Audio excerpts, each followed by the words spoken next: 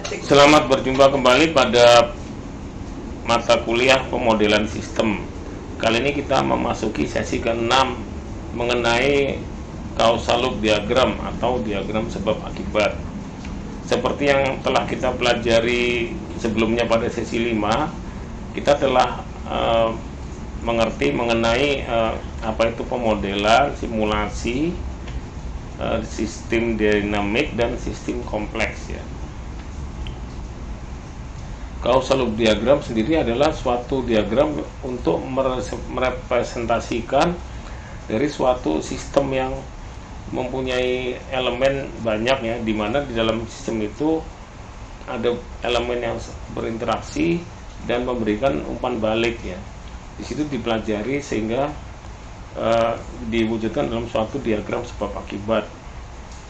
Di dalam sistem tersebut kita dapat membuat hipotesa tertentu ya, yang akan terjadi apa yang disebabkan oleh suatu elemen ke elemen yang lain ya. Itu ada hubungan sebab dan akibat, dan juga ada umpan balik ya. Setelah elemen itu mendapatkan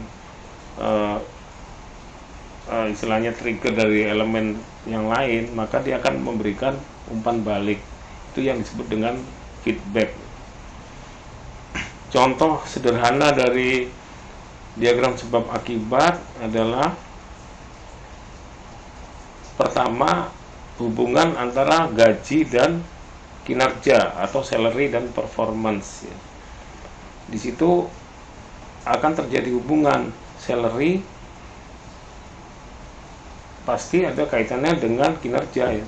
Orang mendapatkan gaji, maka dia akan memberikan kinerja yang sesuai dengan gaji yang didapatkan.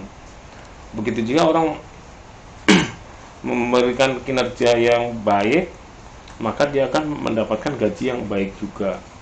Contoh lainnya adalah hubungan sebab akibat antara lelah dan tidur atau istirahat. Ya, orang kelelahan pasti akan mengakibatkan dia butuh istirahat atau dia butuh tidur.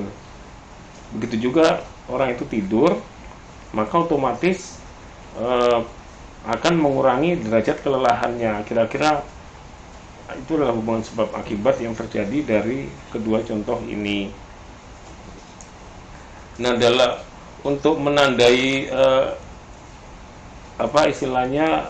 hubungan sebab akibat tersebut biasanya digunakan tanda plus dan minus. Jadi plus itu adalah suatu umpan balik positif ya. Kalau minus itu adalah umpan balik negatif. Dalam diagram ini kalau dilihat salary dan performance itu memberikan umpan balik positif. Kita lihat garis yang di bawahnya ya. Karena performance naik atau kinerja naik, maka kompetensinya naik, sehingga dia akan mendapatkan salary yang lebih baik lagi. Itu adalah umpan balik positif. Yang kedua adalah umpan balik negatif ya. Orang setelah beristirahat, maka tingkat kelelahannya akan berkurang, sehingga akan menjadikan umpan balik negatif. Itulah gambaran sederhana dari suatu hubungan sebab akibat. Penjelasannya ada berikut ini. Umpan balik positif itu sebenarnya tanda positif, bukan tanda negatif ya. Positif feedback loop itu adalah suatu feedback positif yang terus menerus ya terjadi, atau sering dikatakan sebagai bola salju ya. Dia akan memberikan terus umpan balik yang positif secara kontinu, akan bertambah, makin membesar ya.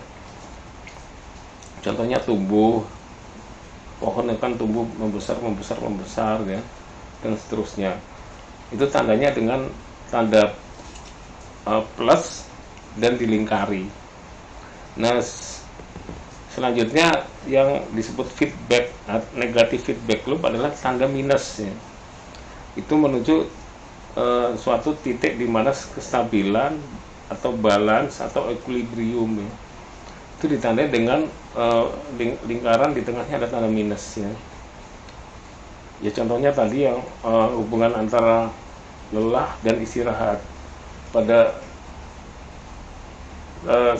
kondisi tertentu setelah istirahatnya cukup, maka kelelahannya akan orang itu akan istilahnya hilang lelahnya ya, sehingga dia fit lagi, yaitu kondisi stabilnya.